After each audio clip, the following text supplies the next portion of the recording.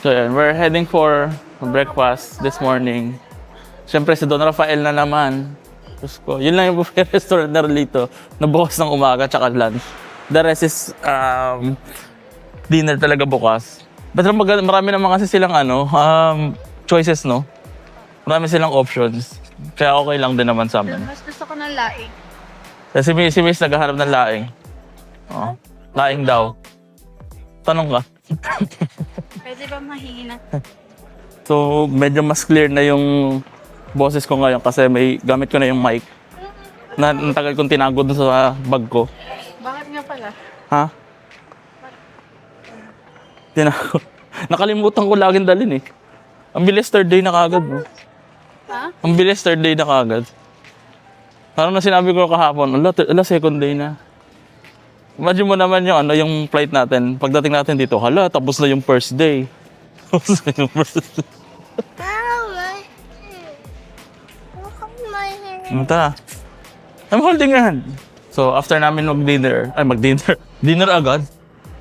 After namin mag-breakfast, magsuswimming kami muna. Just like yesterday.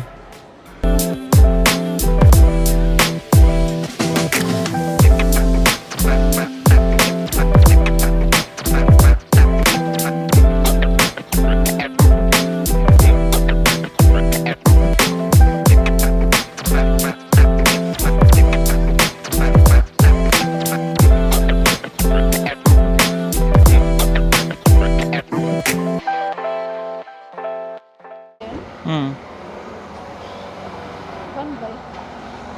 Parang ang init tignan.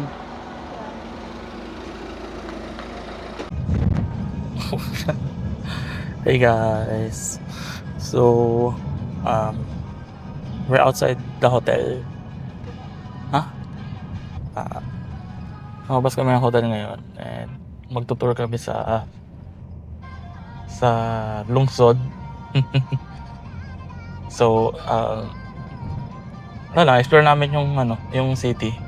Let's see kung ano meron outside sa hotel na pinagbukuhan namin. And actually, like I said, wala kami actually sa Puerto Vallarta. We're outside and magdadrive kami, nag-Uber kami papunta doon. So hopefully ma-enjoy namin and we'll see kung ano meron sa city nila o doon sa tourist area nila.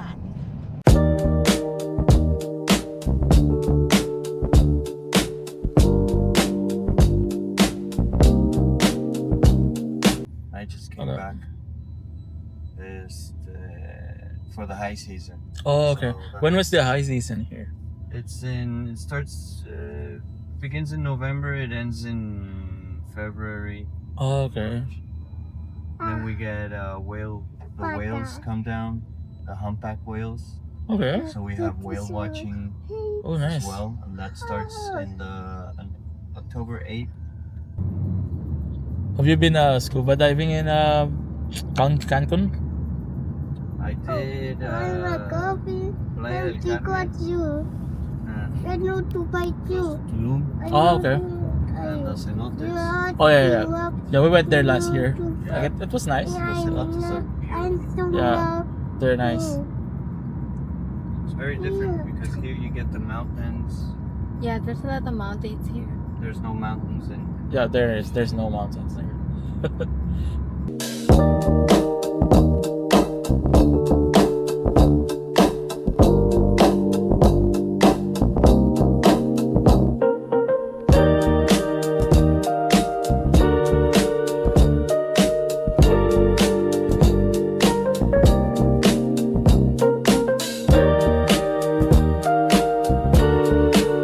Okay, so guys, we're here in Puerto Vallarta.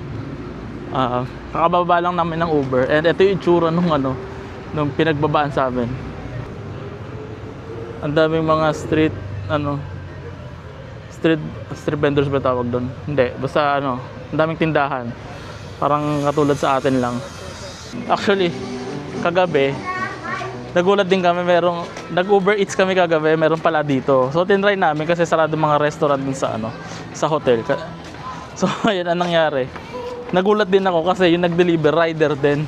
Katulad sa Pilipinas. Yun, tapos may McDo daw. Meron McDo dun sa sa Uber Eats. Ang problema, nagbubukas sila 12 PM or 12 ng tanghali. Tapos nagsasara sila. Anong oras man? That's where they are. 9 o'clock pa lang sarado na sila.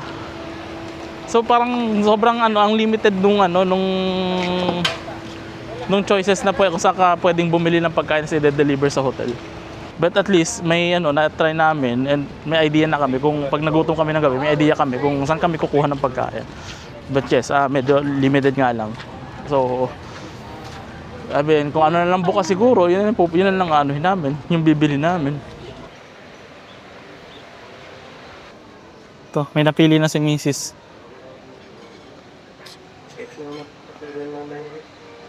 So, La Dolce Vita, Restaurante and Bar Italiano, di ba? So, trip namin is Mexico, Mexico pero Italian yung kakainan namin. So, nakakita na kami ng restaurant. Nag-order na kami. Naghahanap si Miss ng Asian, but of course, nasa Mexico walang Asian dito.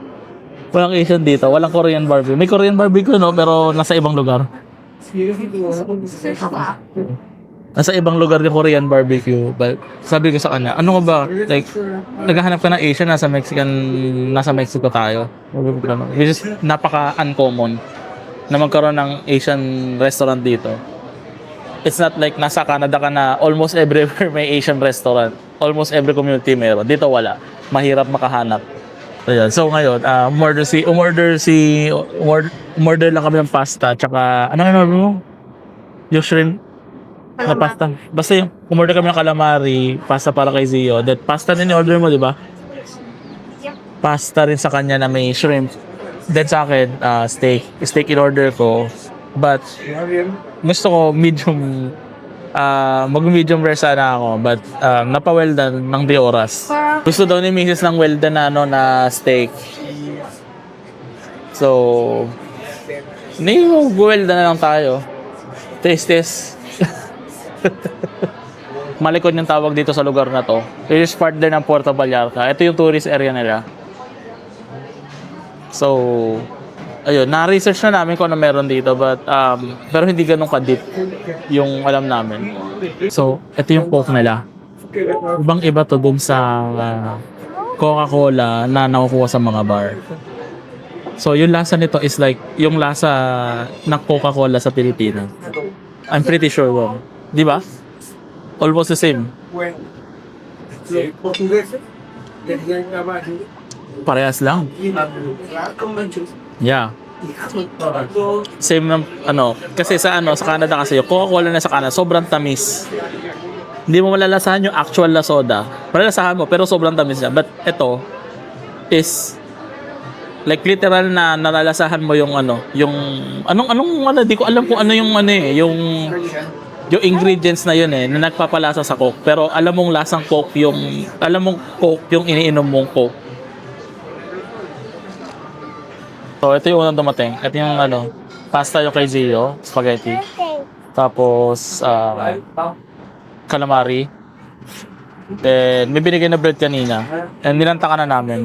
Tigutom na kami. And ito na yung in-order namin. Ano yung tawag mo? Shrimp, hineme. Basta shrimp. Sa akin yung well done na steak.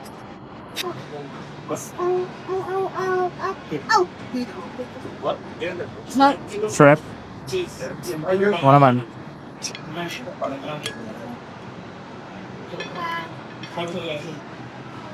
Medyo matagal-tagal na since nag-well done steak ako. Siya. Hindi.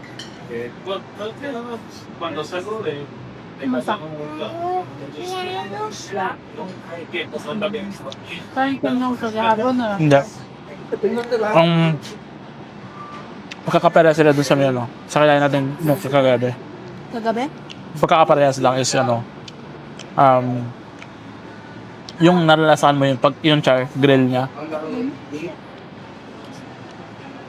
But since well done siya.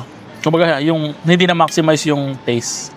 I mean, okay naman okay naman siya. But yung quality kasi, yun siguro talaga yung quality nung well done na matagal kong hindi nakain. So, syempre, I tasted more better like medium rare. So, which is mas juicy, mas flavorful. Anyway, kain muna kami and mamaya magtutour. Magtutour na mamaya.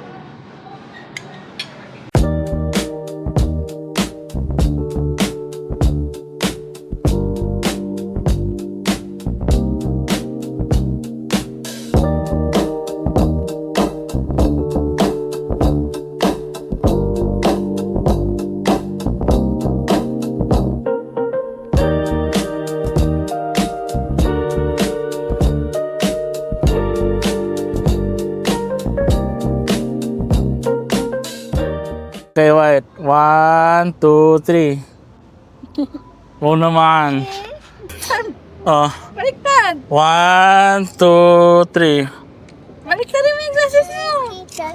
Tabi kayo, tabi. Patabi kayo, dali. Kasi dali, picture ka mo yun. Yan ta. Ganyan. Oh, look at daddy. Look at daddy. Okay lang ba to? Tinan mo. Okay lang. 1, 2, 3. Look at daddy. Look at daddy.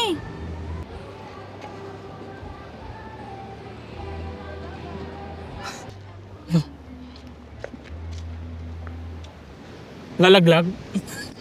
So ito yung Katrina na tinatawag nila, but problem is hindi pa siya nabubuo until tomorrow daw. Kasi daw dahil daw ng bagyo nung nakaraang linggo ata. So yun, unfortunately we won't be able to see it. But it's a great experience na rin and nakita namin kung paano siya buuin, mabubuin and different parts niya.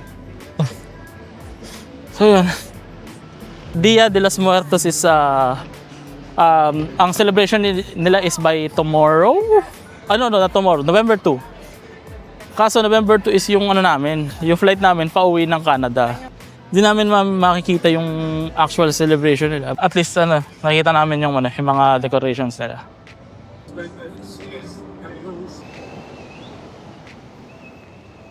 Mahal Puerto Vallarta. Is this Mama Sino yun? Mama Victoria. Victoria ba yun? Dio.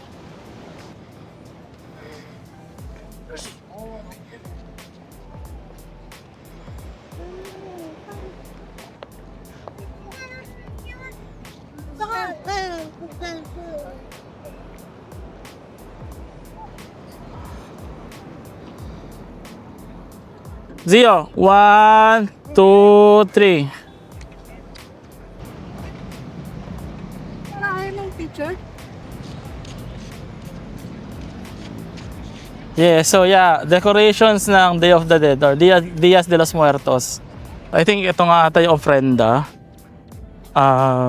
Yun yung parang altar ng mga mahal nyo sa buhay. Yung picture kayo. Ayoko napanood nyo yung movie ng Coco. Yun yung kung nasan yung mga picture ng... Yun yung nasan yung picture ng mga... nila, yung mga kinaka-lolo at lola nila. O yung kalolo-lolohan nila. Oo, mga ninuno nila andun. So, yun yung ofrenda na tinatawag nila. Parang altar. Ayan. Para sa atin, altar yun.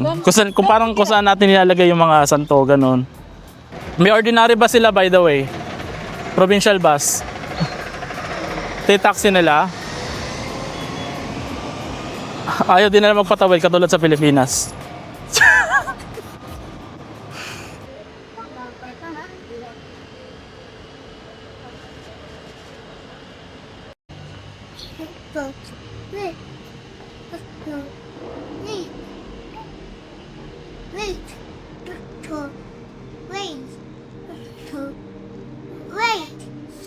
People are praying in the church, huh? So we don't talk, okay?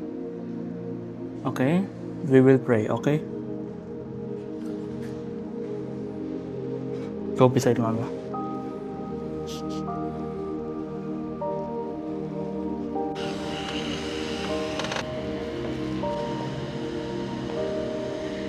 So, balik tayo dito sa ofrenda kasi kala ko nag-video kanina, hindi pala nag-video. Nagpe-prepare sila para sa Dias de los Muertos. So I think part ng celebration is yung paggawa ng ofrenda ng family nila, I guess, or part ng like ofrenda para sa family nila or anything na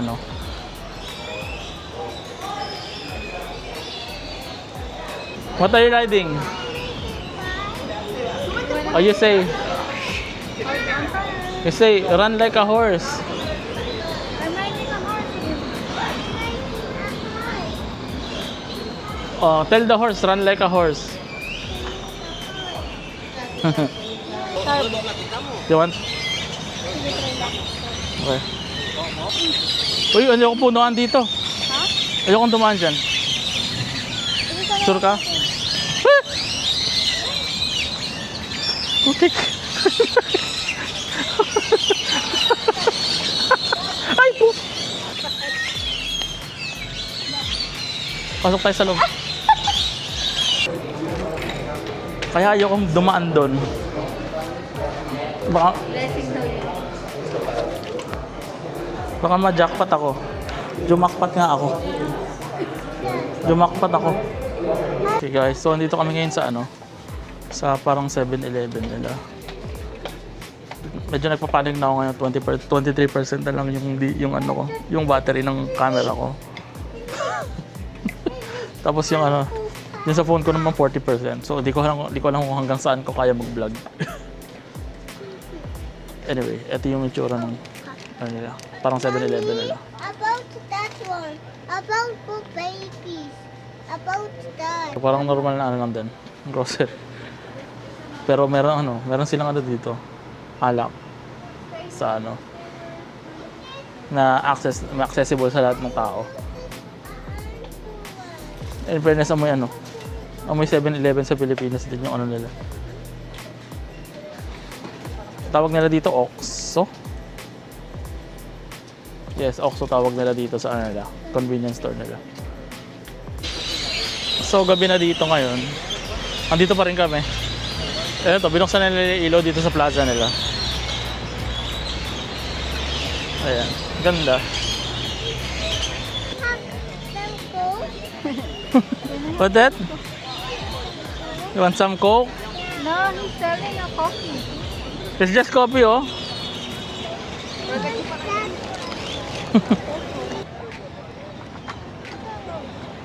want the bubble?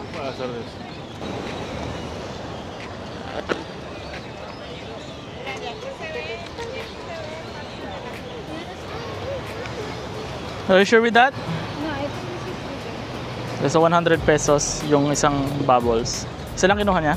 50 pesos only. Okay. There. Char-char si kuya, di ko alam kung papalitan ba niya talaga yung pera o nagaan lang na ibigay sa kanya yung 100. So ito pa lang yung trip namin na halos wala kaming masyadong picture hanggang ngayon. Puro more on video lang kami. So may night market pala dito sa sa boardwalk nila. Ayan. Ay, may samaan lamig pa sila, oh.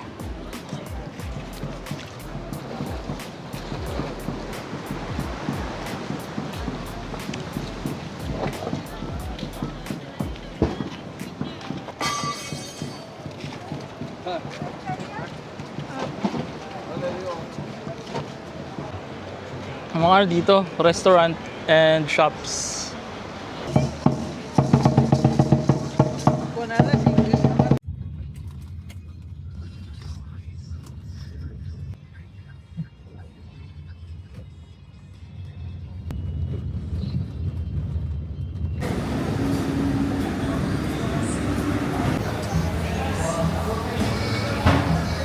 So, andito kami ngayon sa ang pangalan nito? Pepe's Taco. Nag-try kami ng local na taco. And wala pa yun sa akin eh. So, na-try ko pa. So, ito na yung huling part ng tour namin dito. Nakapagod maglakad. Anyway, at least nakapag-tour kami yan. Matatry namin yung local na taco. And after nito, uuwi na rin kami. Ay, babalik na rin kami doon sa hotel. Kasi masyado na mahaba yung araw namin yan. And ito yung order ko. 4 na taco with mushroom, beef steak, cheese. So yun. Nakalimutan ko. Basta nandiyan sa may pangalawa, sa may gitna na na menu. So yun, meron silang mga sausawan dito para sa taco. And hindi ko alam kung ano yung mga yan. And I guess hindi ko matatry isa-isa kasi may serving spoon siya. The quesillo is quesadilla. Ano order mo? Pastor barbecue and beef steak. Beef steak daw, tsaka ano? Pastor barbecue. Pastor barbecue daw sa kanya. Ang tortilla. Kamusta naman? Sarap siya? Try natin. Food vlogger yarn. Ang init! Ang init niya, kailangan tiisin yung ano, init ng karne.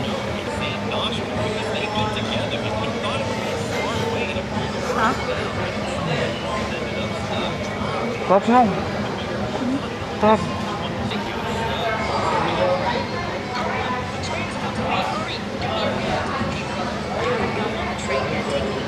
Wala akong masabi. Kasi first time kong katikim ng literal na ano, na authentic na taco. Nagaling ng Mexico. Sure, masabi ko na masarap siya. Like, literal na masarap. Tsaka masarap siya enjoyin dito kasi mura lang siya. Doon kasi sa Canada, may mga taco restaurant na parang yung isang order nila is like $5. Isang ganito kaliit na taco. $5 sa Canada. Sobrang mahal talaga. Parang isang subuan mo lang ata yun, wala na. Pero dito parang yung isang order is apat na taco for 165 Mexican peso, which is around siguro ano yun, nasa less than $10. So guys, kain lang kami and enjoy lang namin to.